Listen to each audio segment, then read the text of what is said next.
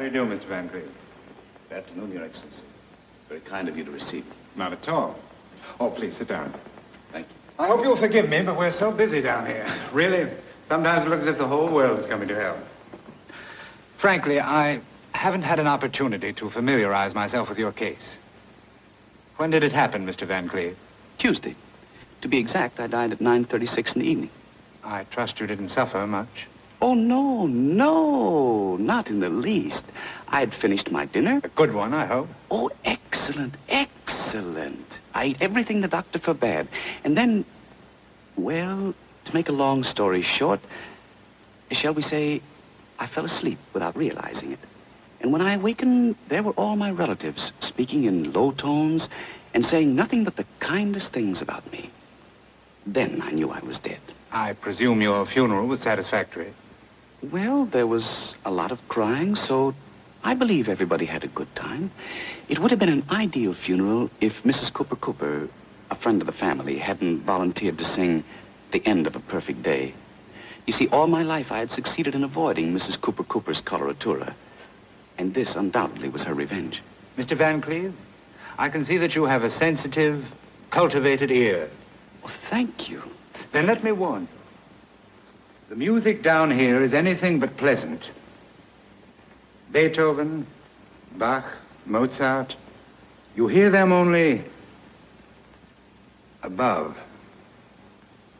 Yes, I know. It won't be easy not to hear the old masters again. And there are several people up there I would love to see. Particularly one. Very dear one. But I haven't a chance. Have you tried? No, Your Excellency.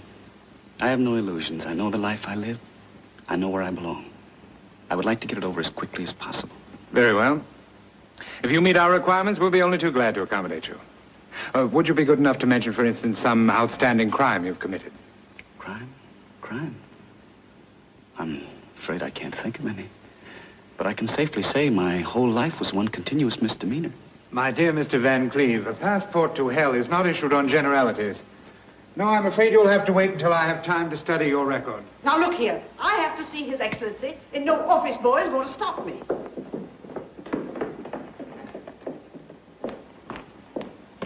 I beg your pardon, Your Excellency. Just a moment. I'm Edna Craig. Oh, yes, I have your record here. You'll be taken care of in just a moment. Really, I don't want to seem rude, but I don't think I belong here. In just Please don't a moment, misunderstand me. I think it's a charming place, isn't it?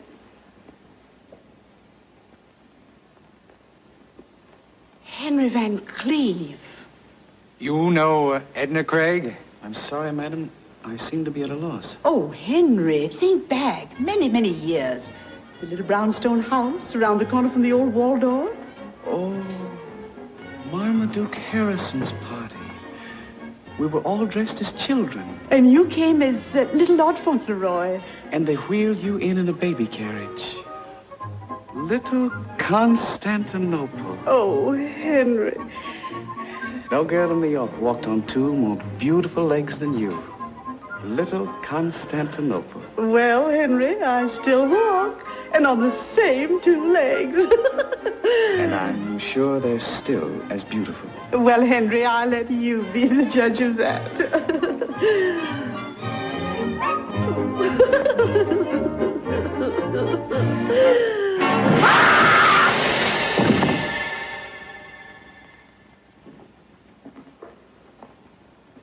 Those things are better left to memory.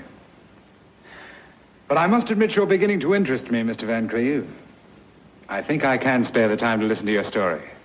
Thank you, Your Excellency. Please sit down. Perhaps the best way to tell you the story of my life is to tell you about the women in my life. Well, let's start with the first woman. My mother. A lovely lady, but prejudiced. She thought I was wonderful. She was the first woman I ever fooled. Then there was my grandmother. She was just as prejudiced as my mother. Oh, he's a little darling. Let me hold it. No, please, Mother Van Cleve, let the baby rest. You're just jealous, Bertha. I can't stand this any longer. I'm going to speak to Randolph about this. Yes, Randolph. First you take my son away, and now you want to alienate my grandchild. My diapers needed changing, and already women were fighting for me. What a way to start a man on the road of life. I was not even 2, and I already got involved in a triangle. At home, in the presence of my family, I was the only man in my nurse's life. I was her honey bunch, her oogie woogie woo. But the minute we got to the park... Hello, Bedelia. Well, if it isn't Patrick himself. Shut up, you nasty little brat.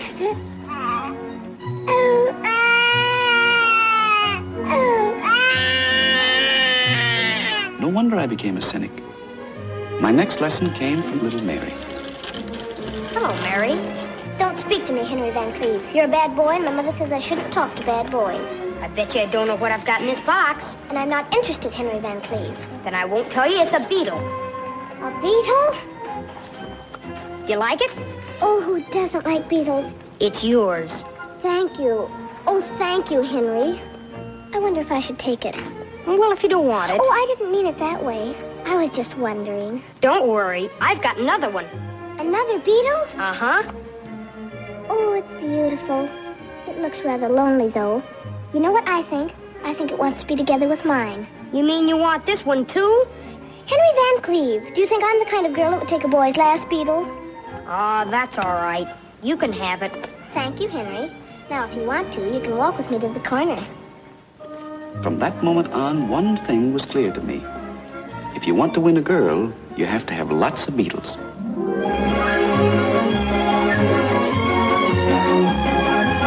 I was growing rapidly, and so was New York. Yes, New York was becoming cosmopolitan, and no household was considered fashionable without a French maid. So one day, a Fifth Avenue coach stopped in front of our house, and out of the coach and into my life came Mademoiselle.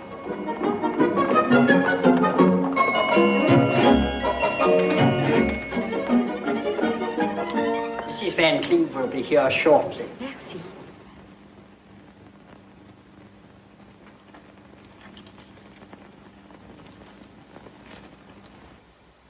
That's Mr. Van Cleve. Oh, monsieur, charmant, charmant. This is Mr. Van Cleve's father. He lives here, too. Oh, grandpapa, sweet, very sweet. And who is this darling little boy? That's the young master. He's not so darling. Bad boy? Not good. Good morning. Bonjour, madame. How do you do, mademoiselle? Your name is, Yvette Blanchard. Yvette Blanchard. Oui. The agency tells me that you've just arrived from France and are seeking employment in this country. Oui, madame. You have references? Oui, madame. May I see them, please? Naturellement. Voilà. Thank you. Oh, they're in French. Oui, madame. But believe me, toutes les références excellentes. Here, my last employer, Baroness Lalotte, wishes me to be such grand success in America that I shall never have desire to return to France. Oh, the French have such a continental way of expressing their gratitude. And here, reference from the Duc de Polignac. He considers the 2 years I spent in his house the 2 most happy years of his life. Oh, it sounds just like a duke. What about your wages? Maybe in beginning, $20 a month would give satisfaction. $20 a month? You see, I've never gone higher than $14 a month for a personal maid. If I could only justify the difference. Let me see. Oh, Mother. Come here, dear. Mademoiselle, this is my little boy. Bonjour, mon petit. Hello. He studies French. Oh, mademoiselle, you must ask him something in French, but not too difficult. Oui. Avez-vous bien travaillé aujourd'hui, mon chéri? Huh? That's what I was afraid of. Now, be a nice boy and go. I have an idea that I want to discuss with mademoiselle.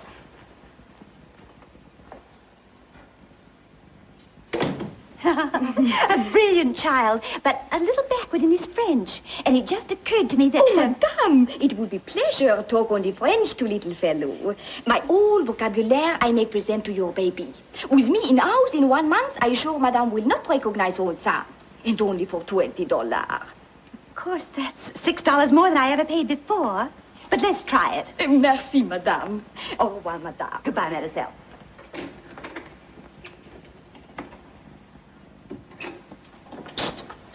Hey,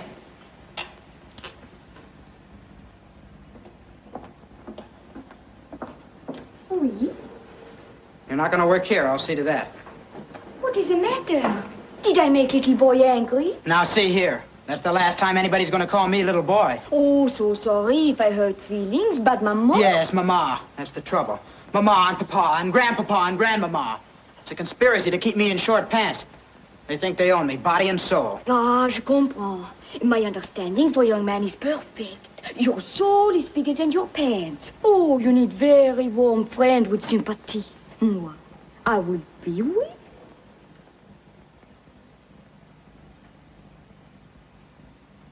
I bet you couldn't guess in a million years what I have in my pocket. No, I do not know, but I'm sure it is something very bad, oui? Here. Oh, you smoke big black cigar? Sure, I'm going to smoke it. Any day now. Now we have very bad secret together, oui? That's nothing. I can tell you things that would rock Fifth Avenue to its foundations. Oh?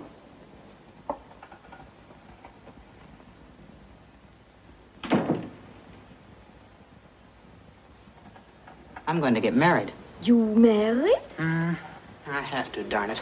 Oh, this is much worse than cigar. When did disaster take place? Oh, it all happened pretty suddenly. There's a girl around the corner. Well, you know. But I do not know. Tell me. Well, we were walking in the park and it started to rain. Oui? We climbed into a policeman's shed. And the policeman? He wasn't there. Well, anyhow, before I knew it, I lost my head. I don't know what got into me. I took her into my arms and then... And then? I kissed her. I may just as well face the consequences. Excuse my asking question. This might sound very childish to grown-up young man, but did you ever consider idea not marrying girl? It's out of the question. It would destroy me socially. I could never go to Harvard. Why, when my father kissed my mother, she knew what he meant, and he knew she knew it. Écoute, mon chéri. In your papa's time, Papa kissed Mama and then married. But this is 1887, time of bicycle, the typewriter has arrived, soon everybody speak over the telephone, and people have new idea of value of kiss. What was bad yesterday is lot of fun today. There is a wonderful saying in France, les baisers sont comme des bonbons, qu'on mange parce qu'ils sont bons. This means kiss is like candy. You eat candy only for the beautiful taste, and this is enough reason to eat candy. You mean I can kiss a girl once? 10 times, 20 times, and no obligation. Now, listen, are you telling me the truth or just trying to keep your job? I swear by the extra $6 I get from Madame. Gosh, this is a wonderful age I'm living in. Oui, so you do not have to worry about little girl. Oh, I've forgotten about her already. I guess I'm pretty blasé. Listen, Frenchie. What is it, my friend? If that's the way things are in 1887, what do you think's going to happen in 1888? Ah, we make that the subject of our first French lesson. Au revoir, monsieur.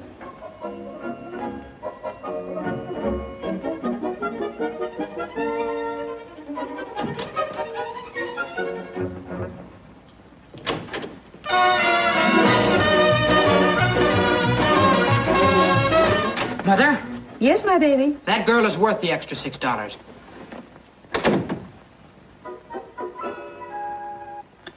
The pride of all the Van Cleves was my cousin Albert. He was the fulfillment of a parent's dream. Always the highest in his class. Never had he thrown a stone into a window, nor did he ever put a mouse in his teacher's bustle. His ears were always clean. This, I think, will give you a rough idea of Albert. And I'll never forget the morning of my 15th birthday. The presents were waiting for me in the living room. But suddenly Father came running down the stairs, excited and breathless. Flogdo! Flogdo! Yes, Mr. Van Cleve. Tell Robinson to go immediately and get Dr. McIntosh. Tell him our little Henry is ill. Yes, sir. Oh, my poor baby. The boy's acting so strangely, Randolph. Randolph. Now, Bertha, we must keep a stiff upper lip. Randolph, he's talking all the time as if he were in a delirium. Well, what does the boy seem to be saying? Well, if I only knew Randolph. He's talking French, nothing but French. French? Oh, Randolph, our boy delirious in a foreign language. Now, Bertha, this is an emergency. We must do everything step by step. And the next move is to find out what the boy is saying. Flogdo! Yes, sir. Tell Mademoiselle to come to Master Henry's room immediately. Very good, sir.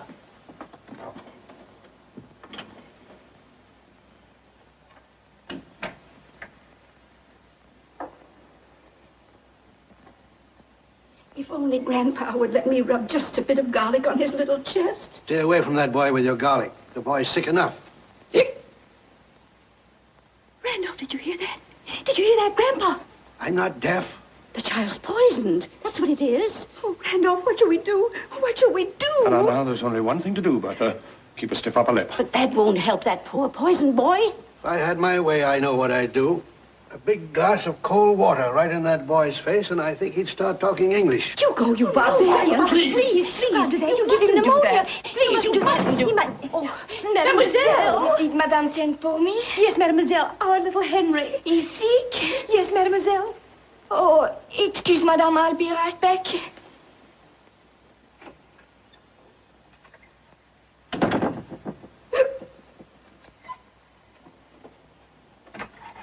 Oui, Madame. Mademoiselle, he's asking for something in French. You must help us find out what he wants. Oui, Madame.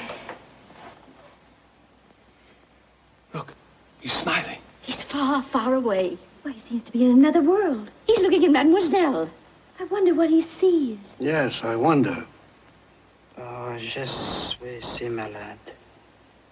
Mon estomac me fait si mal. Is he clear? Does it make any sense? Oh, his French is absolutely perfect. Such beautiful grammar. Mademoiselle, at the moment, we're not concerned with the young man's linguistic accomplishments. Randolph, don't be I'm harsh. sorry if I seem to have lost my temper, but the occasion is a trying one. If you could only tell us what the child is saying, it might help us to meet the situation.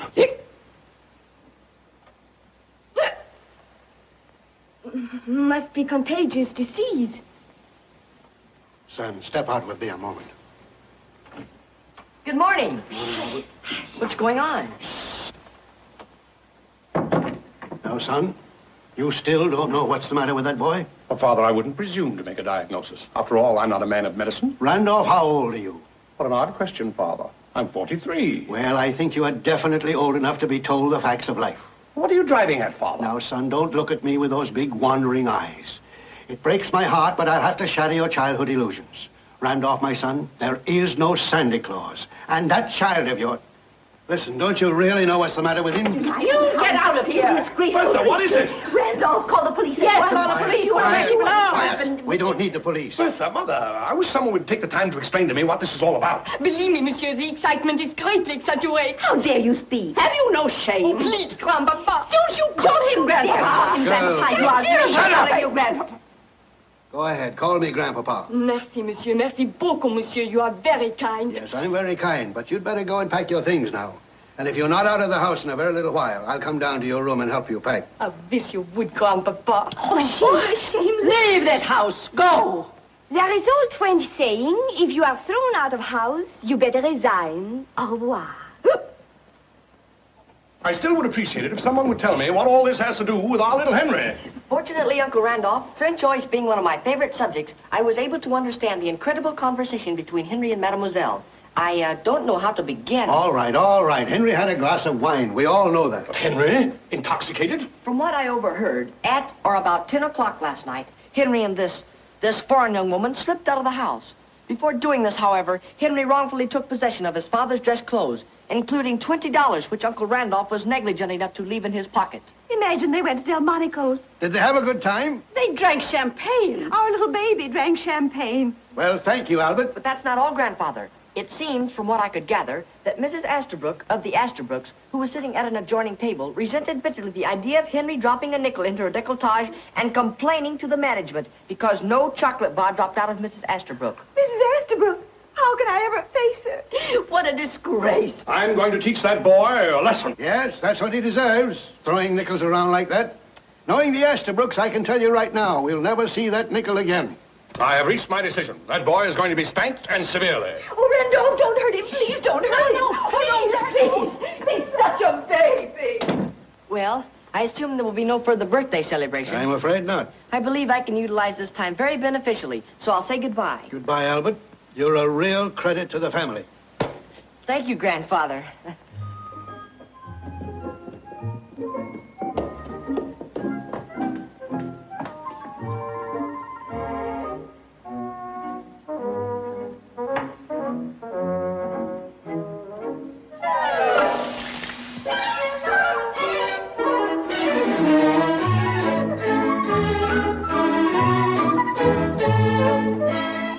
was a Sunday morning, the day of my 26th birthday. Oh, that boy. Well, at least poor grandmother, may her soul rest in peace, was spared seeing a day like this. Oh, Randolph. Randolph, where can he be? Where can he be? Now, Bertha, I'd like to give you some consolation, but all I can say is chins up. Oh, Randolph, where does he get it from? I give up, Bertha. I never gambled in all my life. I never got entangled with any girl until I met you. Randolph, you call it entangled? I mean, you entangled my heart. Oh, of course, Randolph, we entangled each other's hearts. Believe me, Bertha, I never knew what a musical comedy girl looked like. Well, what can he possibly derive from their company? To me, they were creatures from another planet. Where does he get it from? Nobody in our family was musical. To this day, I wouldn't know how to find the stage entrance to a theater. It's always around in the back, up an alleyway. There's a sign over the door, stage entrance. You can't miss it. But I'm not interested, Father. I never was. But where does the boy get it from? Where does he get it from? Father built up the Van Cleve Importing Company from nothing. When he stopped, I carried on. Dad, you must admit, from the day I left Harvard, I earned every dollar I ever spent. Then why do you give him money without making him work for it? Well, I have to save the family name. What about you handing him hundreds of dollars? If I'd come to you for money, would you have given it to me? No. Would you give it to him? Why? Why? Because I like him. Does it mean by any chance, Father, that you don't like me? Son, I love you. Now shut up and leave me alone. Good morning. Good morning, Aunt Bertha. Good morning, Albert. Good morning, Grandfather. Good morning, Albert. Good morning, Uncle Randolph. Good morning, Albert. I just came in to bring a little birthday remembrance for Henry. Anything wrong? Isn't he home? 11 o'clock Sunday morning. If I know my cousin Henry, he's probably still in church. I mean that humorously. Albert, I'm struggling successfully against the gout. I'm waging a terrific battle with my liver, and I'm holding my own against asthma. But I doubt if I have strength enough to survive your jokes. You're a successful lawyer. Let it go at that. I love you, Albert. It was sweet of you to drop in, Albert. I hope you'll be here tonight. Thank you. I hope so, too. Otherwise, I'd be in the most embarrassing position as far as my future in-laws are concerned. Oh, we're so eager to meet your fiancée. How does she like New York? Yes, is she enjoying herself? Well, she's only been here 2 days, so naturally the impression is overwhelming. I took her to the aquarium, we rode up and down the elevator in the Flatiron Building, and naturally we ended up in Grant's tomb. Naturally. And her parents? Oh, yes. How does the big Kansas City butcher like New York? Now, Father, please. I assume that you're referring to my future father-in-law, who happens to be one of the great meat packers of our time. Yes, Father Van Cleve. Don't you realize that every piece of beef we eat comes from one of Mr. Strable's many, many plants? Does that include the steak I fought 10 rounds with last night? Grandfather, you don't seem to have any idea of the importance of Mr. Strable. He created the most famous character in American advertising, Mabel the cow. You've seen her, Father, on billboards. That big happy cow smiling at you over the fence and saying in big letters, how does it go? To the world, my name is Mabel, which you'll find on every label. I am packed by E.F. Strable for the pleasure of your table. No cow in its right mind could have said anything like that. Sounds more like Mr. Strable. Grandfather, please, I beg of you. The family understands your humor, but it's a typical kind of New York humor. In other words, it's not for yokels, huh? I beg your pardon, sir. Mr. Henry just came home. He went directly upstairs.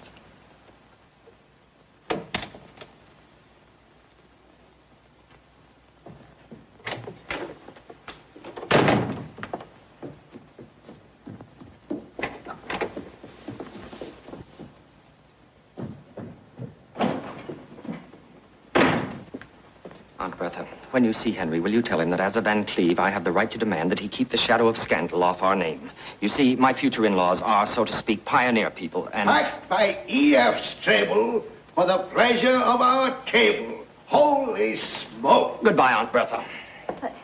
Goodbye, Albert.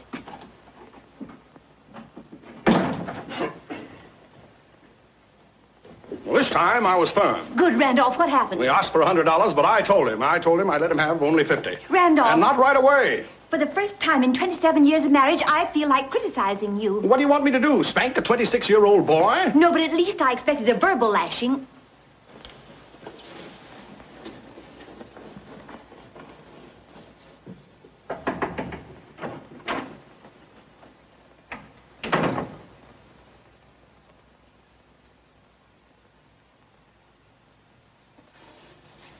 Are you all right, my boy? Yes, Mother. Many happy returns of the day. Mother, I'm sorry if I made you unhappy. Oh, Grandfather and Father and I are worried to death about you. You don't give your family a single thought. All you think about is having what you call a good time. Mother, I went out last night to raise Cain. Son, you mustn't talk like that. Don't worry, I didn't. I couldn't. I couldn't get her out of my mind. Son, you worry me. Are you well? Mother, when you saw Father for the first time, did you feel that unmistakable something? Did you feel an electric spark from your head right down to your toes that swept over you like a hurricane that threw you to the ground? But you bounced up again and you floated right over the treetops? Spark, hurricane. Heaven forbid. I never had such a feeling. Henry, where do you get it from? Not from me. And certainly your father never had any spark. Mother, all I'm trying to say is I met a girl yesterday. Oh, I hope she comes from a good family. I don't know. And frankly, I don't care. Mother, when one sees a lovely rose... One could be certain she comes from a fine rose bush. Mother, even if this girl's father turned out to be something of a buttercup, I wouldn't care. What's her name? Where does she live? I wish I knew. She isn't one of those musical comedy girls. Oh, no, Mother. It's an entirely different kind of music. It's not the hoochie-coochie. It's not the can-can. It's like a waltz by Strauss. Like a minuet by Mozart. Henry, where do you get it from? From you, Mother. Now you must be just. When I was a little boy, you wanted me to believe in fairy tales. And now that one has really happened, you remember that story about the young man, I think he was a shepherd, who was walking in the woods? Oh, you've been in the country. No, Mother. It happened right on Broadway. Suddenly, the young man saw a big castle, and leaning out of the window was the most beautiful princess. Nothing could stop him. He climbed up the parapet of the castle. Henry, you haven't broken into the Waldorf again. Mother, darling, let's forget the fairy tale. Well, it's about time you grew up. I came here to scold you, and I'm going to do it. Now, look at your cousin Albert. Not much older than you are, and already a corporation lawyer, engaged to a lovely girl of a well-known family.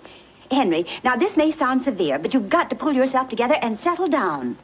Mother, I don't think I'll ever find this girl, but if I did, then all your troubles would be over. If she didn't want me to gamble, I wouldn't look at another card. I'd stay home every night. Mother, I might even go to work.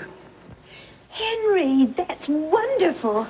I don't know about the girl, but the fact that you have the desire to settle down makes me so happy. For the first time, you're beginning to sound like your father.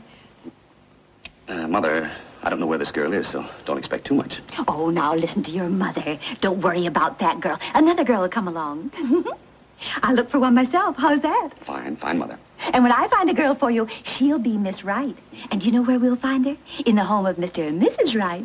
Oh, Henry, you're making me so happy.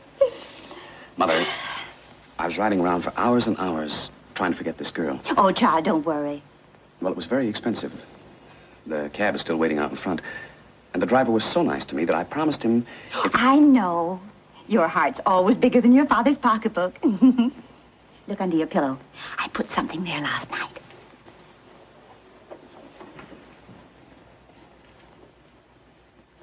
Oh, Mother. Sometimes I wonder if you're not spoiling me.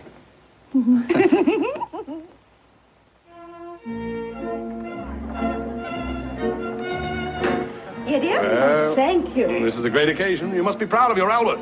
Yes, I think we have a pretty good son. And I hear the Strable family are... We couldn't ask anything better for our Albert. Oh, wonderful. Mr. and Mrs. Strable and Miss Strable.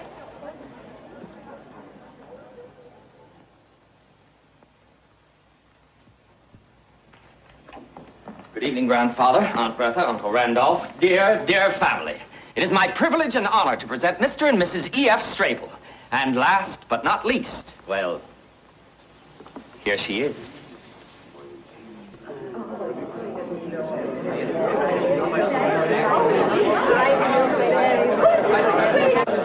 How do you do, madam? How do you do? I can't tell you how much I've been looking forward to the pleasure of meeting you. All my life, I've wanted to see the wide open spaces. Well, if Muhammad can't go to the mountain must come to Muhammad. You're welcome, Mrs. Strable. Yes, we're pretty proud of Kansas. Naturally. And you, Mr. Strable, welcome to our family. Mr. Van Cleve, we people in the West don't talk much, but when we say something, we mean it. Thank you. Thank you for giving me the chance to meet the man who feeds the nation. I hope this will be the beginning of a lifelong friendship. May you lie as solidly anchored in our hearts as you do in our stomachs. And, Grandfather, This is Martha. So this is Martha, huh?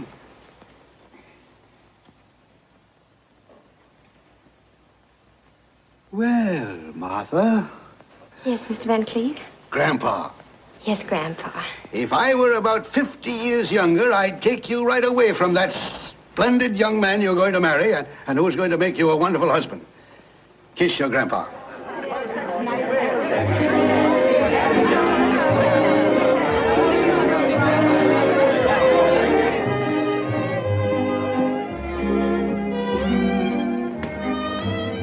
Well, I see the mob is assembled. Yes, sir. Flogged him. Is that? That's Mr. Strable. And that spreading chestnut tree under which grandfather's standing? That's Mrs. Strable. And where's the lucky girl? Standing beside your Aunt Minetta with her back to us. She's just turning round.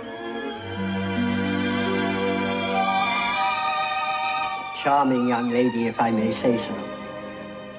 Flogdell, I don't think I can stand this party. Get my hat and coat. But, sir... My hat and coat. Henry, there you are. Many happy returns. Thank you. And now it's about time for you to come and meet the Strables. Where are you going? Out. I beg you to stay and behave like a Van Cleve just once. The Strables know it's your birthday and they want to congratulate you. Oh, Martha. Martha?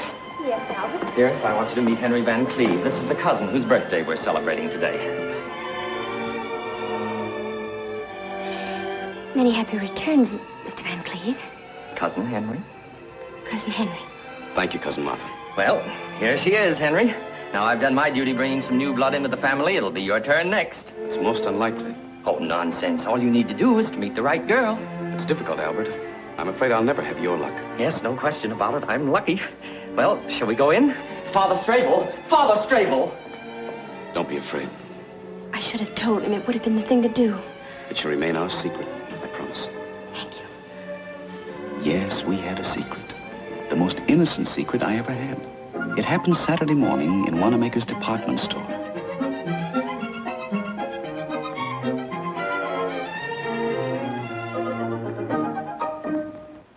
Hello, Mother. I'm at the hairdresser's. They're still doing my hair. Yes? Oh, yes. Just a moment, and I'll ask them how long it'll be. Here was a girl lying to her mother. Naturally, that girl interested me at once. They say it'll take about 15 more minutes. I'll be home at the most in half an hour. Don't worry, Mother. Goodbye. Why was this angel lying to her mother? I had to find out, so I followed her. But even if she hadn't lied to her mother, I would have followed her anyway.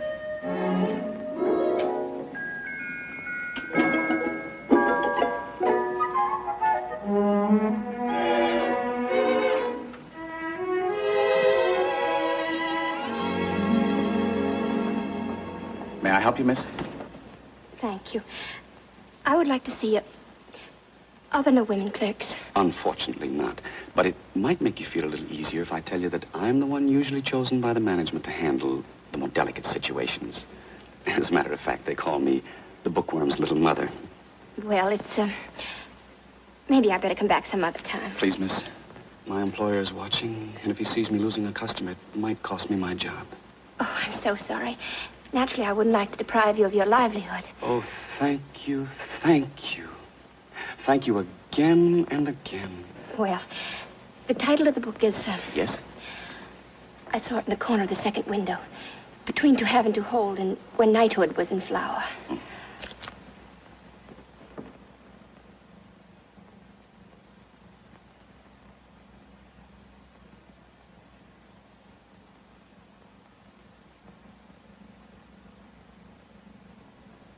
There you are. I probably should apologize. I imagine I should have called you madam. No, it's still Miss. But not for long, I presume. That's quite right. How much is the book? Oh, we would be only too glad to charge it if you would be kind enough to give me your name and address. Thank you, but I'd rather pay. How much? It's very expensive. Oh, that's all right. Now, this is against the interests of Mr. Brentano. But since I am, so to speak, your literary confessor, I must be honest with you. Don't buy this book. You don't need it. I'll tell you something much more appropriate for you. Leave your nest and fly away with me. Well, I might buy that book, too. Well, we don't have it in stock right now. But I'd love to discuss the idea with you. And if you like it... I'm afraid I haven't much time. So please, will you tell me how much is How to Make Your Husband Happy? Look at her. Dr. Blossom Franklin. Now, where could a woman like that have found out how to make her husband happy? You certainly don't want to learn anything from her. You're so charming, so young, and so beautiful. I beg your pardon. You shouldn't say such things. You see, miss, when selling literature, one gets poetic. And you must forgive me if I take poetic license once in a while. I'd rather not discuss it any further, and if you don't mind, I'd like to buy this book. I do mind. Now, imagine I'm the man you're going to marry. I couldn't imagine any such thing. Well, what's the matter with me? You think I'm that terrible? Please, I just came in here to buy a book, that's all. I understand. But for the sake of discussion, let's say we are getting married. Believe me, I don't want anybody to tell you how to make me happy. The greatest gift you could bring me is to be just as you are. Adorable. All I want is a book. Stubborn, eh? What? Pardon my poetic license. If you don't change your attitude, I shall have to complain to your employer. I'm not employed here. I'm not a book salesman. I took one look at you and followed you into the store. If you'd walked into a restaurant, I would have become a waiter. If you'd walked into a burning building, I would have become a fireman. If you'd walked into an elevator, I would have stopped between two floors and we'd have spent the rest of our lives there.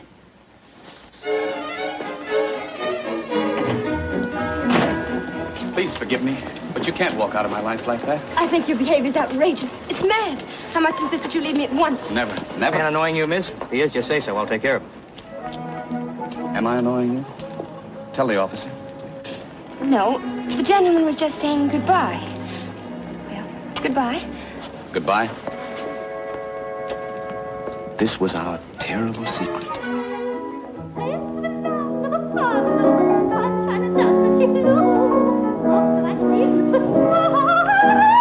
I'm terribly sorry, Albert. Dearest, you don't seem to realize who's saying it. I know, young Mrs. Cooper Cooper. If it were just a relative, it wouldn't be half so embarrassing. But Mr. Cooper Cooper is one of your most important clients. I haven't forgotten. But what could I do? I had to sneeze. But you did it right in the middle of her area. And 5 times. Because I had to sneeze 5 times. Albert, suppose someday in the future I had to sneeze. Then you sneeze, naturally. Don't you worry. After all, I'm taking you for better or for worse. Do you think you may have to sneeze again? I don't know. I can't guarantee it. Well, then let's not take any chances. Why don't you go in the library and rest a while and see how things develop? Make yourself comfortable. Read a book. I think I better go back for the encore. Yes, dear.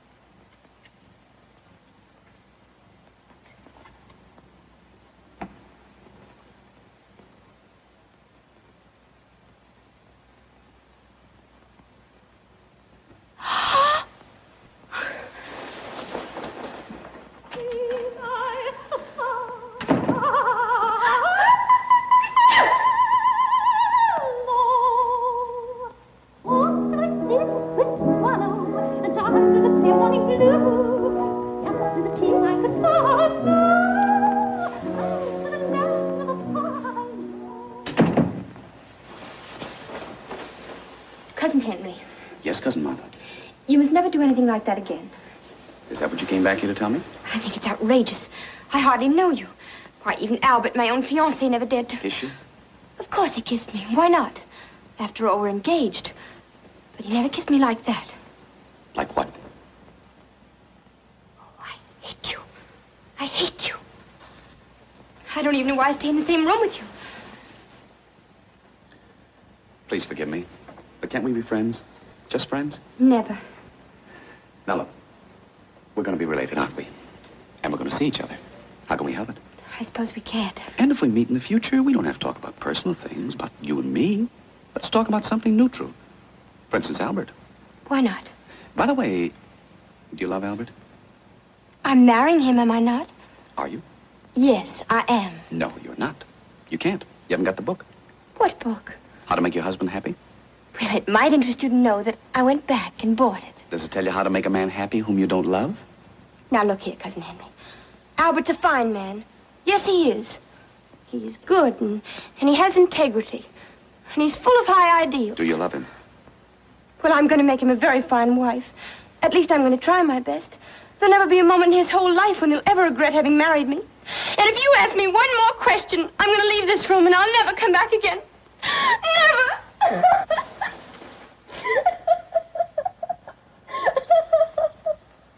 I still can't understand it. An angel like you and Albert, it doesn't make sense. Why do you want to marry him? Well, you see, I always wanted to live in New York. I don't want to say anything against Kansas, but life on my father's estate. Don't misunderstand me. We have all the modern conveniences and luxuries, but... Oh, and you don't know Father and Mother. Well, I've only just met them. Don't you think they're sweet? Well, yes, very sweet. Yes, they are. But it's not very easy to live with them. You see, most of the time they don't talk to one another. And whenever a young man... And there were some very nice ones. Oh, I'm sure of it. If one of them asked for my hand and my mother said yes, my father said no. And when my father said yes, my mother said no. But Albert came at one of those rare moments when they were both on speaking terms. And if I hadn't said yes, who knows when my parents might have been talking to each other again. I might have spent the rest of my life in Kansas. Don't misunderstand me. I love Kansas. It's just that I don't feel like living there. Besides that, I didn't want to be an old maid. Not in Kansas!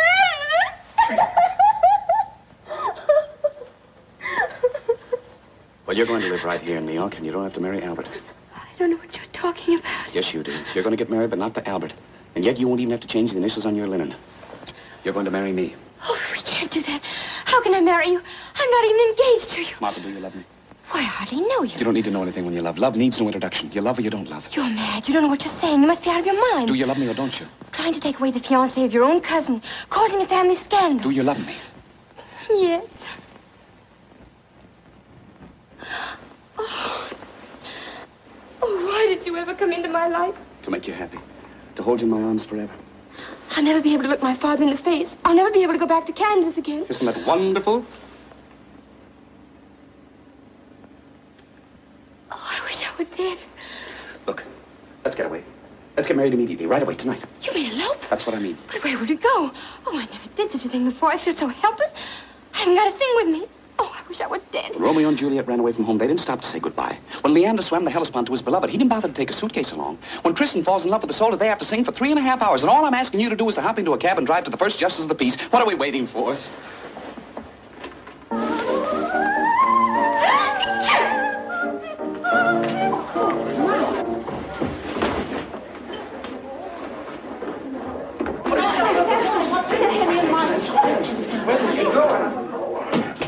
What happened? They left in a cab. They're going to get married.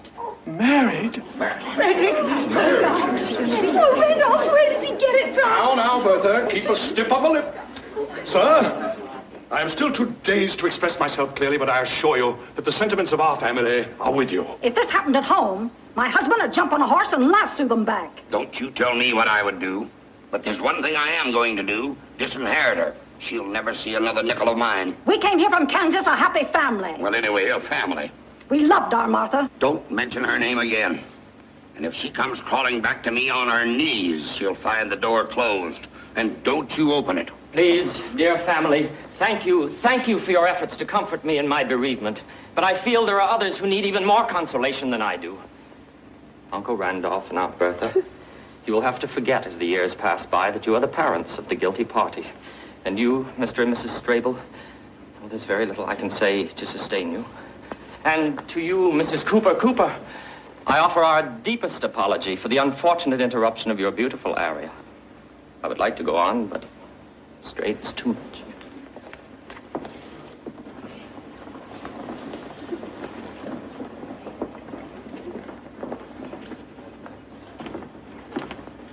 Proctor. Do you know where they were going? No, sir. Proctor, we've been together for 30 years. You've never lied to me. Now tell me, do you know where they were going? Yes, sir. Get your hat and coat. Very well, sir. Get a cab and tell the driver to go like lightning. Very well, sir. Proctor, I think they should have a honeymoon, don't you? I think so, sir. Hurry. She was packed by E.F. Strable to be served at Albert's table. But that Henry changed the label. That's poetry. In the next 10 years, old houses were torn down. New houses rose taller and taller. New York was changing all over. But our marriage had lasted just like our 2-story gray stone house.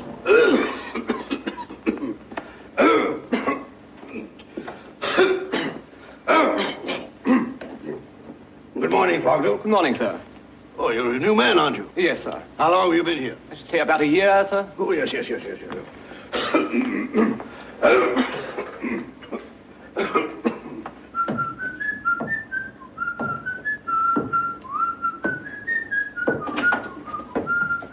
Jackie. Good morning, Daddy. You know very well you're not supposed to bounce that ball until your mother is up. I'm sorry, Daddy. Now, I've told you this many times. And I'm always sorry, Daddy. Daddy, I'll bet you'd like to know what I'm going to give you for your birthday. Yeah, I'm dying to know. It's something to wear. Oh, let's see now. Is it a tie? I'm not telling. I'll give you a hint. It has 22 colors in it. No tie can have that many colors, so it can't be a tie. It can't be, huh? No, I'm not saying it is a tie. But if it were a tie, there wouldn't be another one like it in the world. Well, I can believe that, Jackie. Daddy, how old are you going to be? 36? That's pretty old, isn't it? Well, I never thought about it, but I guess it is. Daddy, when you were as old as me, what kind of a kid were you? Well, I was very obedient. When my parents told me to go to bed, I went without arguing. I did my schoolwork, brushed my teeth every morning. Gee, Daddy, I guess you were a wonderful boy. Well, I suppose I was. And old Grandpa must be a terrible liar. Well, goodbye, Daddy.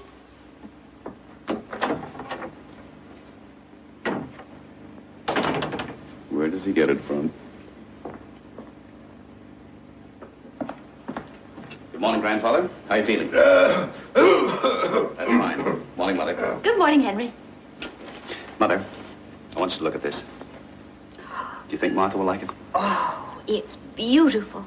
After 10 years of me, she's entitled to it. Yes, 10 years next Tuesday, and you'll be 36. Mm-hmm. Oh, if your dear father could be here and share this happiness with us. I always thank heaven that he lived long enough to see you settle down, become a fine husband, good father, and a wonderful son. Well, it's all Martha. And only Martha. You know, Mother, I'm the luckiest man in the world. Yes, she's a fine wife, and she has a good influence on you. She's pretty lucky herself. Yes. Don't be a mother-in-law. By the way, isn't she coming down to breakfast? I didn't go into her room. The opera lasted until after midnight, so she's probably tired.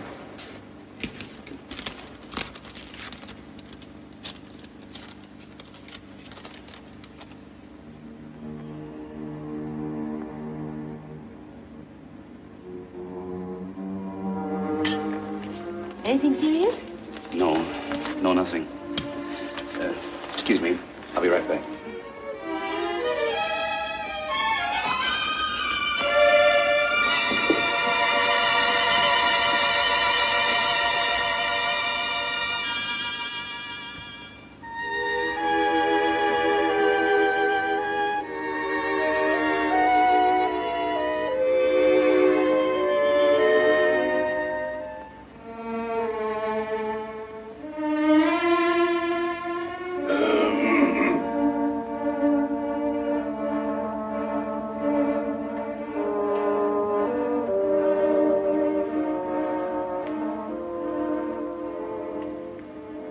Where is she? Let me see that telegram. It's just something personal. It has nothing to do... So, you don't trust me anymore, hmm? I'm getting too old.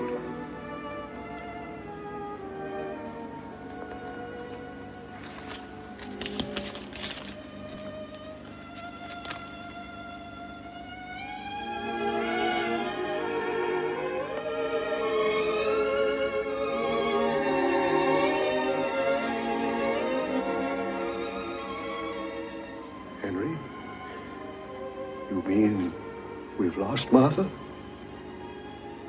It's impossible. It's incredible. It just doesn't make sense. Martha leaving me. What'd you do? What happened? I don't know how I can go on living without her. Grandpa, I love Martha.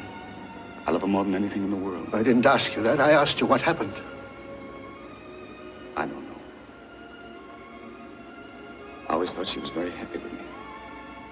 I don't know what she's heard. You know how people talk about anybody. No man is perfect.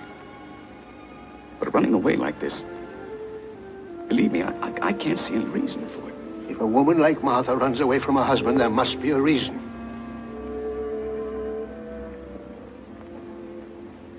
Now, look here, Henry. You were the only Van Cleve I ever really cared about. I loved you. You were like me, at least I thought so. You were all the things I wanted to be. You did all the things I wanted to do and didn't. And now you've let me down. Grandpa, I can't live without her. What am I going to do? That's up to you. But let me tell you one thing. I'm an old man. I might have to go any day now. And if you can't make Martha forgive you, I'll be waiting up there right in the entrance. And if you ever dare to climb up that ladder, I'll hit you on the head with a baseball bat.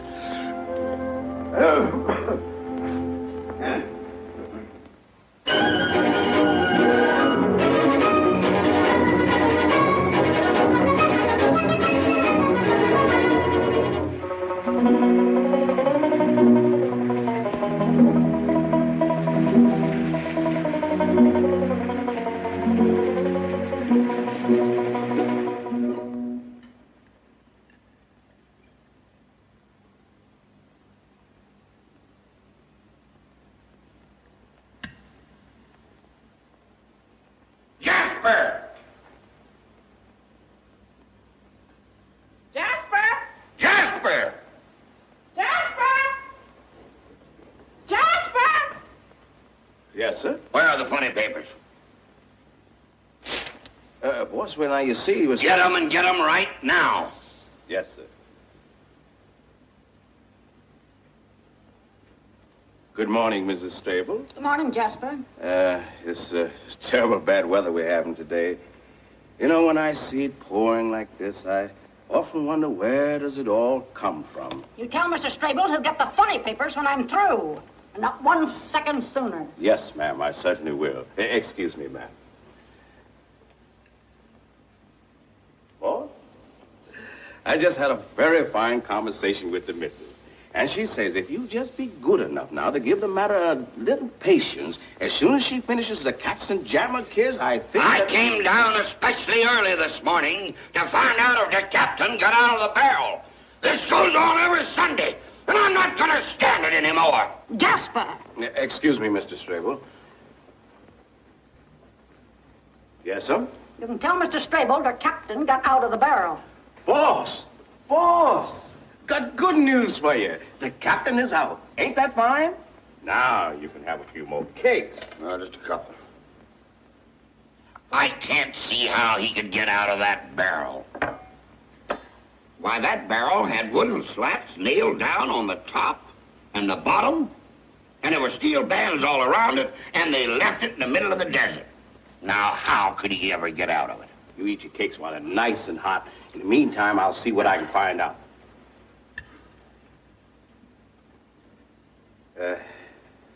Another lamb chop, Mr. Strable? I don't mind. About that barrel.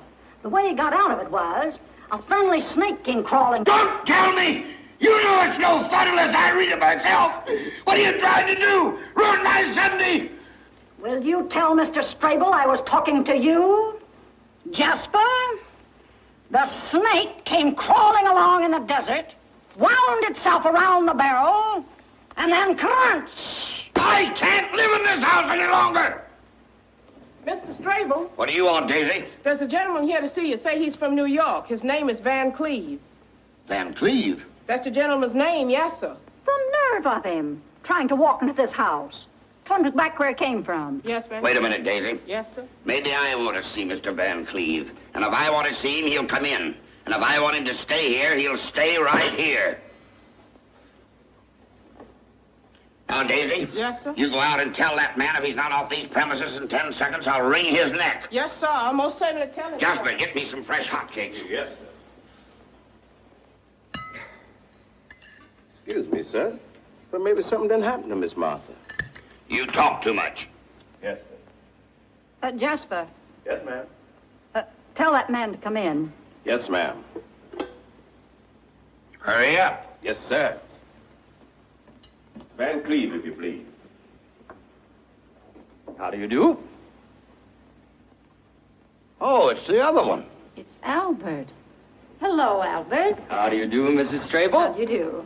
How do you do, Mr. Strable? Well, we haven't seen each other since... Not since that ill-fated occasion 10 years ago tomorrow. Had breakfast? Yes, thank you. Well, sit down anyway. Well, thank you. Got some business in Kansas? No, I was on my way to California, but I said to myself, why shouldn't I stop and pay my respects to those charming Strables? Well, what do you want? Nothing in particular. Good. Oh, yes, there is one bit of news. I'll bet you can't guess whom I met accidentally on the train. Probably not. How's business in New York? Very good. Well, I don't want to keep you in suspense any longer. I met your own daughter, Martha. Don't mention her name in this house. We don't want to hear anything more about her. My dear friends, speaking as a jurist, may I say that even in our penal code, we have wisely provided a system of parole. And I have excellent reason to believe that the party, whose name I naturally will not mention in this house, has amply paid for her mistake. Good. And I am sure there is nothing she'd like better than to come back to the paternal nest. So she wants to leave him, and now she remembers us. Not a chance, Albert. That's final. Well, she's waiting in a carriage in front of this very house. Oh. Martha? Martha here? Yes, Mr. and Mrs. Strable. Shall I bring her in? But I don't know what Mrs. Strable thinks. Well, And I don't care. I don't care what you think. She might just as well come in and stay till after the rain's over. All right.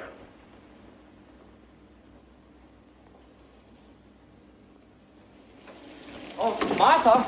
Martha!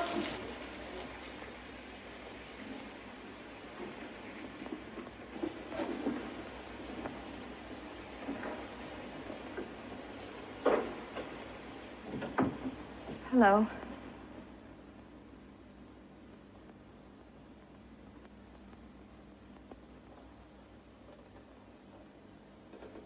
Hello, Father.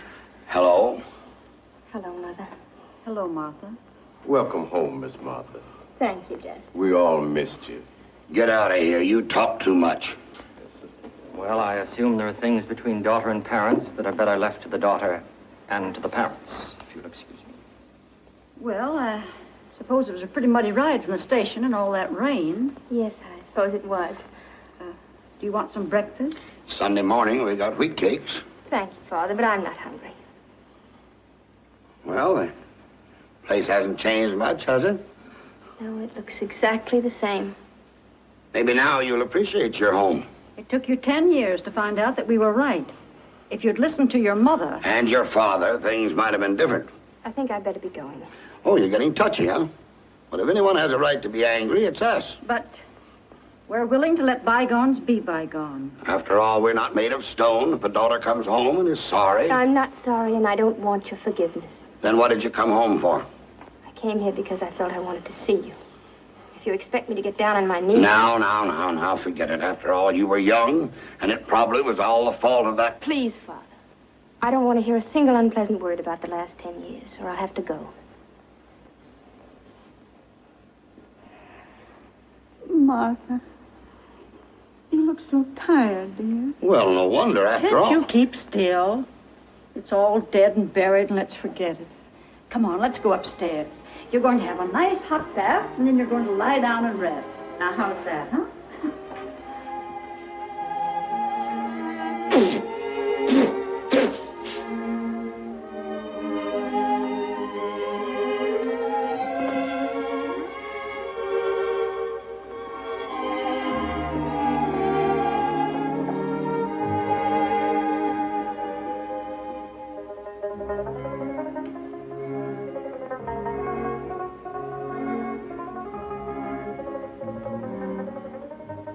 So he really got out of that barrel. Well, what do you think of that?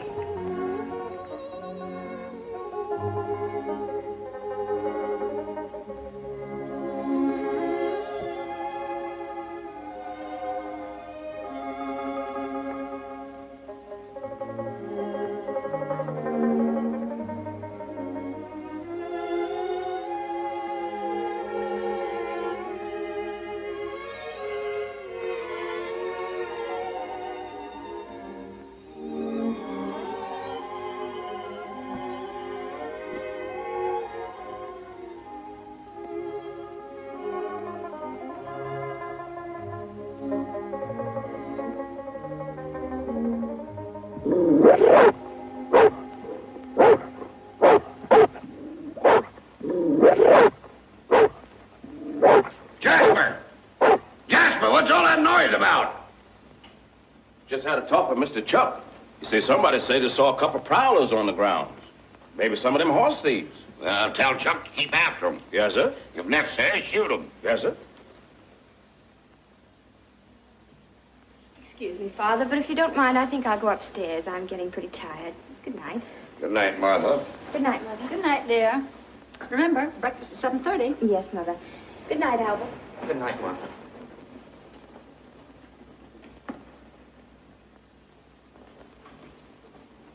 Martha.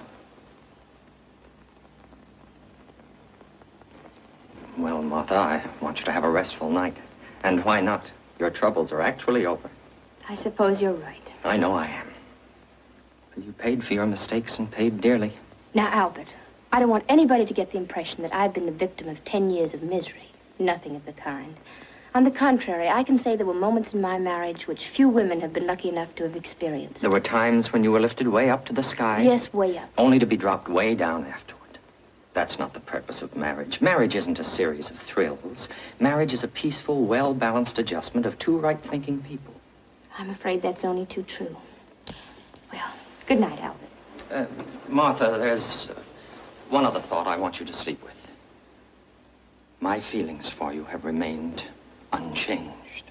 That's very kind of you, Albert, and I'm touched. Naturally, I'm not the flashy type like some people. I'd say I was rather on the conservative side. If I were, for instance, a suit of clothes, you wouldn't call me a stylish cut, and I prefer it that way. But I can safely say I'm made of solid material. I'm sewed together carefully, and my lining is good, Martha. Frankly, I believe I wear well. I'm not too hot in the summer, and I give protection in the winter. Need I say more? No, Albert. You've given a complete and accurate description of yourself. Good night. Thank you, Martha.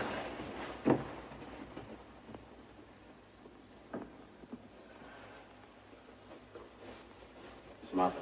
Yes? Excuse me. That horse thief we were looking for. Did you catch him? Yes, ma'am. He's in your room, waiting for you. In my room? You mean? Yes, miss. That's him.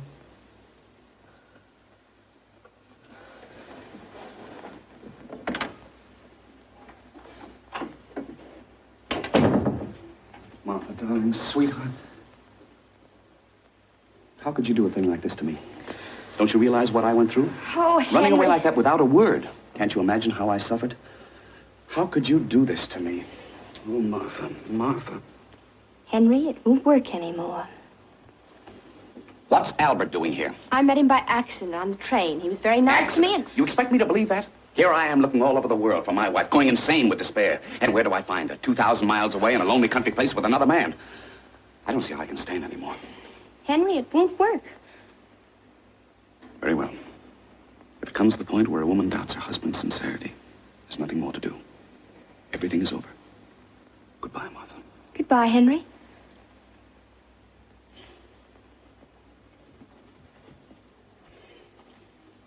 Martha, I really mean this. I'm going. I know you mean it, Henry. All right. Just give me 5 minutes to pull myself together and you'll never see me again. Never, never. Oh, Henry, I know your every move. I know your outraged indignation. I know the poor, weeping little boy. I know the misunderstood, strong, silent man. The wounded lion who's too proud to explain what happened in the jungle last night. So I'm fake. I'm false. I'm cheap. Oh, Henry, please. I know I brought you nothing but unhappiness. You know that's not true. Oh, so we had some good times together. Some wonderful times. Oh, then what do you want? What did I do? Even a murderer has a right to defend himself. You can't hang a man without evidence. I know. If I only knew what particular thing is in your mind. Have you seen that Minetta recently? Yes, of course I've. Oh, well, now everything is clear. This is something I didn't even want to mention to you. It's so unimportant. When she saw me, yes, I was at the plaza having tea, and at the table with me was a very handsome young woman, but believe me, there was nothing to it. I would have come to you and explained to you myself. But you didn't want to make me uncomfortable, even for 1 second. Yeah, that's right, darling. That's exactly right. Henry, it won't work. And besides, Aunt Minetta didn't say one word about you. And as for the very beautiful young lady at the plaza... Darling, I can easily explain that. Oh, I know you can. You're a master at that. All right. I'm fighting a losing battle. I don't love you. I never loved you. I love everybody in New York more than you. There you go again.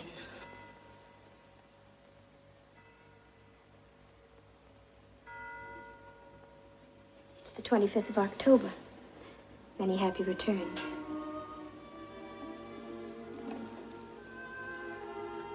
Thank you, Martha.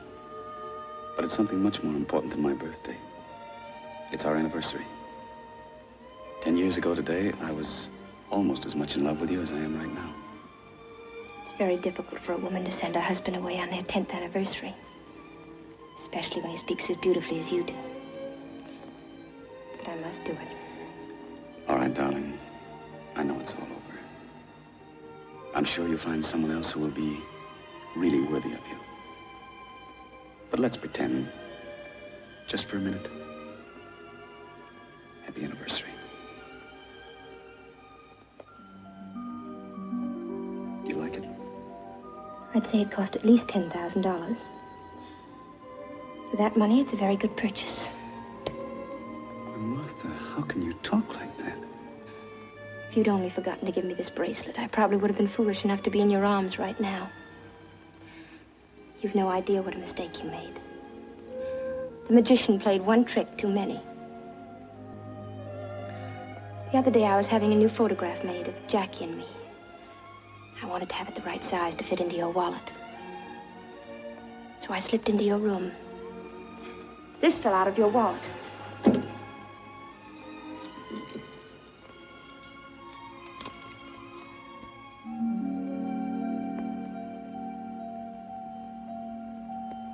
And I don't ever remember having received any bracelet from you on or about May 2nd.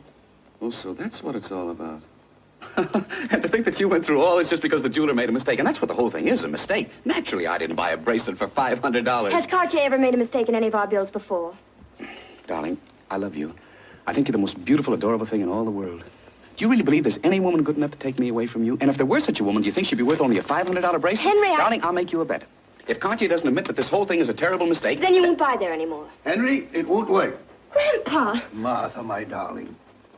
Well, come on, let's get started. Let's pack. Grandpa, what do you mean? Well, naturally, you're going back with us to New York. Well, what are you staying there for? You're making a pretty bad job of it. Come on, sweep her off her feet or we'll miss the next train. If I can't make her happy, then I don't want her to come back. Yeah, that's better. No, I mean this seriously. Well, that's why it's good. Look, Martha, let's face it. You want a divorce. I see no other way. What about Jackie? Naturally, I want him. I think you're right. I think he should get away from me. Oh, I didn't mean it that way. But I did. I adore the boy, and therefore I think he shouldn't be with me. Well, I don't think a child should be deprived of his father. Do you want him to grow up to be another Henry Van Cleve? And on his 36th birthday, make his wife as unhappy as I've made you? Are the rest of your things in the closet, Martha? Yes. For instance, do you know what our little Jackie did the other day? What? He bought some ice cream for a little girl. Well, what's wrong about that? I think it's charming. But the girl he bought the ice cream for was not the girl he should have bought it for. It wasn't? No. The little devil. And when the one little girl found out that the other girl... Well, that boy got himself into such a mess. Oh, if I only could have been there. You should have seen our little Jackie trying to get himself out of that situation. Did he? Yes. Little girl likes him better than before. Good. What a child. Believe me, he is a problem. I suppose so. But when he comes and makes up his little stories, you know they're just little stories, but he wants you to believe them so badly that you wish you could. And finally, what can you do but...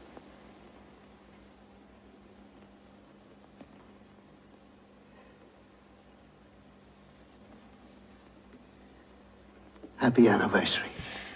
I'm still too confused. I've got to collect myself. Give her time to make up her mind, Grandpa. She could do that on the train. But what am I going to say to my parents? Send them a telegram. You mean sneak out of the house in the middle of the night? Exactly. Like burglars? Like thieves. We did it once before. Why shouldn't we do it again? How many people are lucky enough to have the thrill of eloping twice in one marriage? That's it. And how many women love their husbands enough to forgive them and take them back and start all over again? Good. And how many men love their wives enough to lie and say they're guilty when they've really done nothing wrong? Careful, Henry, careful. Well, at least nothing that amounts to very much. I wouldn't go any further into that. Oh, come, we'd better get started. I'll see if the coast is clear.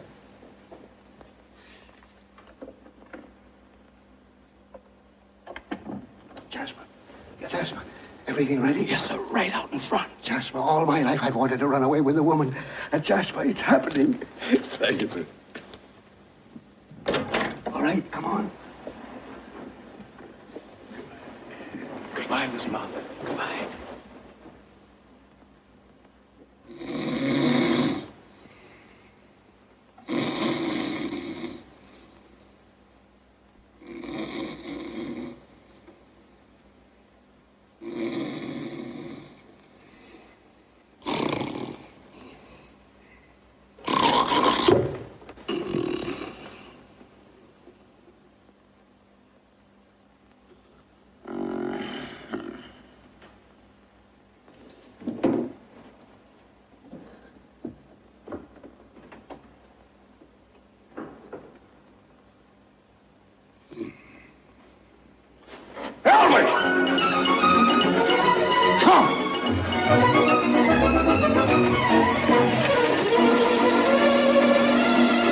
And so farewell, dear E.F. Strable. We'll take Martha, you keep Mabel. Yippee!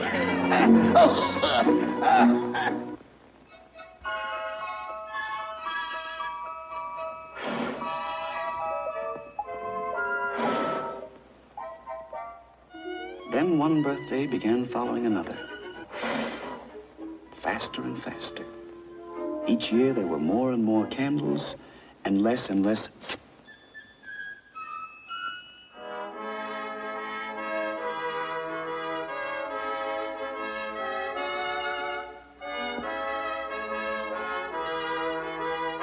Yes, I became 45. Then came 46, 47. And I stopped counting.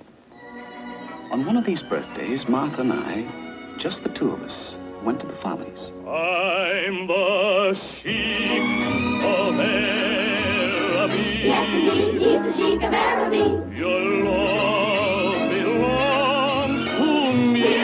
We're in love, as you can see. At night when you're asleep. Late at night when the moon is shining bright. Into your tent I'll creep. Down the creeping when we're asleep. The stars that shine above. Way up high in the sky up above. Will light our way to love. We'll light our way to love. You'll rule this land with me. How happy we will always be. The sheep of Araby. Suddenly, I noticed a very attractive girl coming down the staircase. To me, she was just another attractive girl, but I must admit, attractive. Anyway, a few weeks later, I happened to find out that her name was Peggy Nash, and I happened to hear things about her which made me very eager to meet Miss Nash.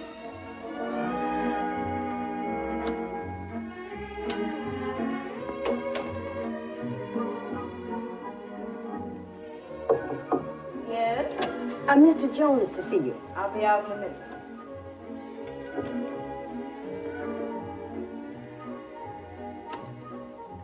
Will you come in, please, Mr. Jones? Thank you. Miss Nash will be with you in just a minute. Thank you.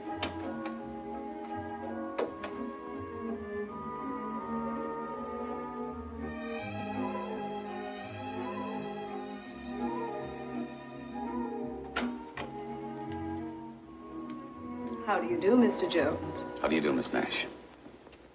Won't you sit down? Thank you. Thank you so much for those beautiful, beautiful roses. When I saw you the other evening at the Follies coming down that stairway, I said to myself... That's the girl of my dreams? That's right. You see, Miss Nash... Call me Peggy. Well, this is delightful. Hello, Peggy. Hello, Jonesy.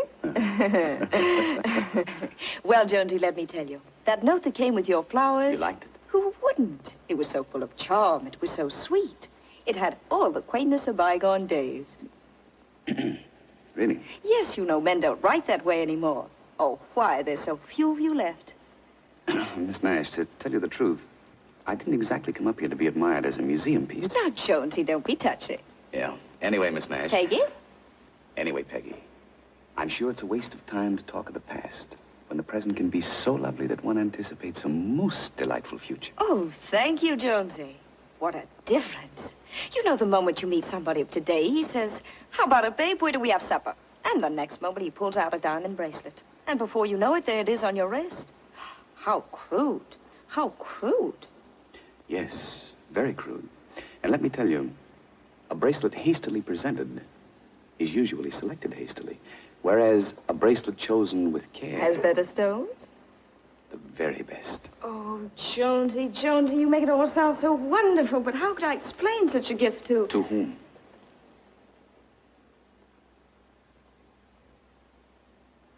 Oh, friend of yours?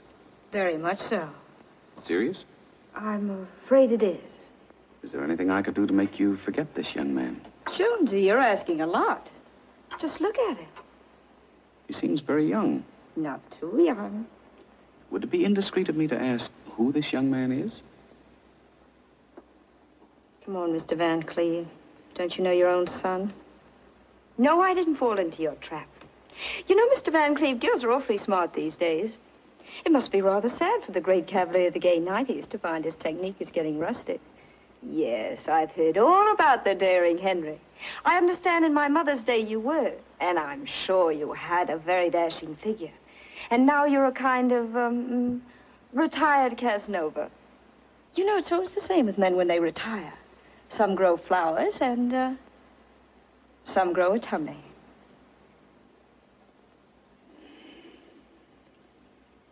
Miss Nash, my son means very much to me. He means very much to me, too. How much? Oh, yes, that's right, of course. In your day, girls used to wait for the old-fashioned father to come with a big checkbook to pay off. I'm sure that happened. Well, that's one thing that hasn't changed. Shall we say 5,000? 5,000? Oh, Jonesy, you underestimate me. I'm much worse than that. To get rid of somebody as terrible as me is worth, well, I'll make you a bargain. $25,000. All right. I'll send you the money.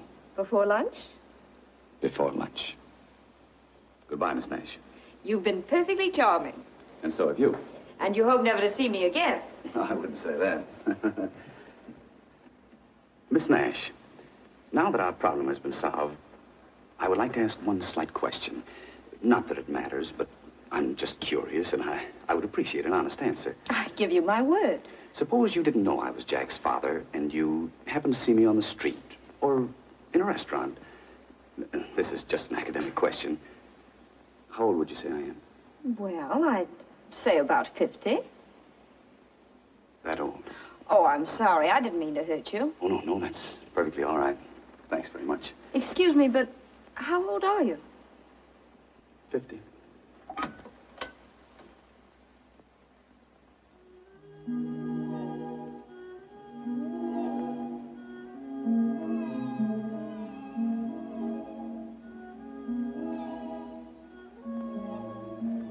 No wonder you get those headaches. Thank you, darling.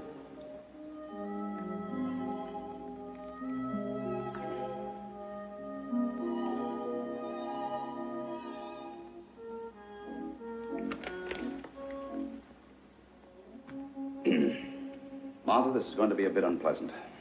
I've tried to keep it from you for some time, but now I think I'd better tell you. I know.